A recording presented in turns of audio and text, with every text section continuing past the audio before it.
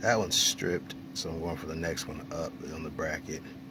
And this line here runs all the way up there to your power steering.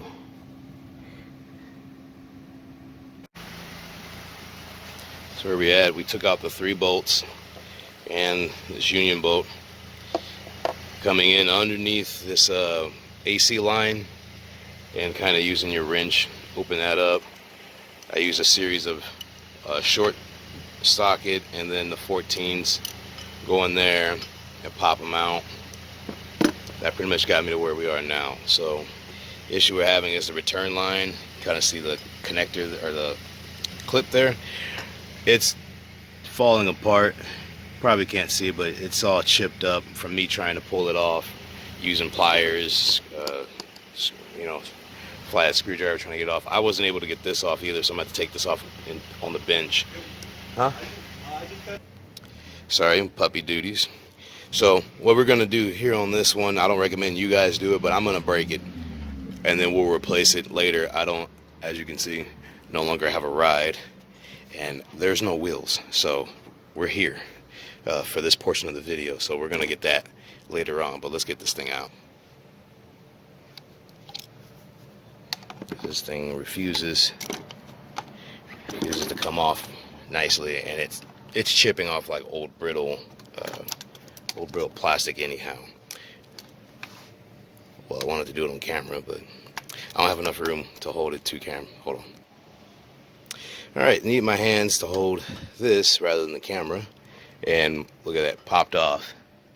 Yeah. All right, you gotta be careful of how big this thing is. So you'll learn from me there that that spout is about that long, so I clipped it just a little bit, but it doesn't look like there's any problems there. We'll keep moving. So there it is, from 300,000 mile is300 to in my hands.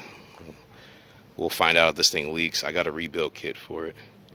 Now you don't have to do how I did this, but I took the power steering pump out. It's over there chilling. Took it out so that I would have more room to take off this sensor. Now you would think, wouldn't that be easy, kind of reaching your hand this way? No, not in my opinion. Look how big these hands are. Look at that space. Like, so if you got big hands like me, you're probably gonna end up breaking that connector right on camera. Look at that. Look at that. So everything in this area is real brittle. Now, how I would suggest doing that without bending the line, if you were going to take this out, would be to take the pump, leave the banjo on the pump, and then kind of move the pump in position where you can get it, and then just break this loose. But that's not what I'm going to do. But if you want to see the part number there, that one's a OEM piece, so we're going to reuse that one. Let's move down to underneath the car. Alright, we've got it off there. On the subframe there's a 10mm, and I've got it pulled down here through, so we're going to work on the rack side. Now, underneath the car, here on the driver's side, we're at the steering rack. You can see the positioning of a tie rod here. Follow the tie rod over. See that big bolt there with the mounting bolt? Look like that. There's the bolt you want. Not any of these, you want that one. 17mm short socket will fit between this OEM line. You'll just break that loose and get that out. Use your favorite trusty dusty. You can see that mine's broken, but yet I got a hack to that thing.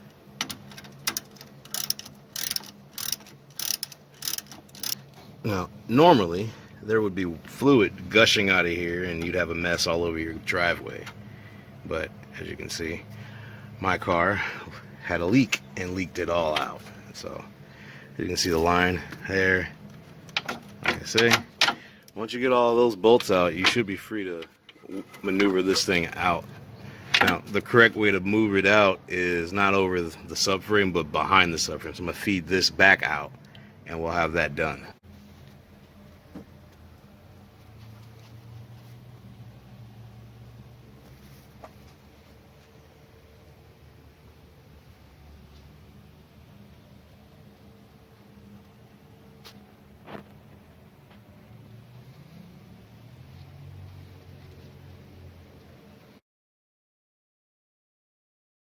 clean up that area and then spray paint it a brand new one, or a new power steering color on there. You can see the pressure washer job did its thing over here. Let's see. Clean that whole area out. Alright, next is you want to get this bolt, and don't forget this small bolt back here. Looks like that. Alright, you can tell it's at a 5 slant lines on the inside. See, like that. You put that on the ear of the 2J. I already pressure washed and cleaned everything up, so the threads are nice compared to what it was in the last clip. And this kind of gave me a little issue this side. There's like a dowel or something on there. You got to press this down a little bit just to get it to fit. So that was probably painted about an hour ago. Don't want to touch it too much. But I'm going to grab the torque specs for you in the next clip. And I believe it's 43, but let me double check. Alright, I'll make it easy just for this area alone. This one's 43 foot-pounds. These two are 43 foot-pounds. The bolt that connects this bracket to the power steering bracket off of the intake, you know, that brace, that's 29. The small bolt back there is 29. This bolt right here, that's the AC bracket where my now shiny polished version of the stock one is gonna go. 38 foot-pounds, 43, 43, 43, 29, 29, and that'll tighten up all of this in this area. So it rained in between clips. Those disguise what we're dealing with, but I kind of modified my setup. But what we're dealing with here is again, this is just a factory bracket, nothing special there, just a painted power steering bracket. But this is a long bolt. They're all the same, but there's like a beveling. You can see it already there. That one goes into this one there, and then the two that are not the same. I'm not sure if that's factory or not, but that's just how my car is. You can see they've got like an 8 with a dot. Alright, so you'll put that one in there and torque that to the spec that I mentioned before. It should look something like that. I don't have it all the way torqued down, it's just in there, so you see. Yeah, see, it's not torqued down just yet. Well, I'm gonna get the pump and then put the next 2 bolts in. It should look something like that once you're finished. And can you see the thing I polished? No, but it's in there. So you want to have your setup something like this, where your the thing that held to the subframe. You've got your union bolts there, and then you've got your pressure sensor mounted up top. Should look something like that. But don't install like this. There's no crush washers. That's what that is. Once we get this in the car, we'll take this bolts out and we'll put those in. So one step at a time. But first, you need to put that in there. I even polished just this part of it that you would see there. You don't see the other thing I polished in there, but looks good. It's ready to get fluid in there.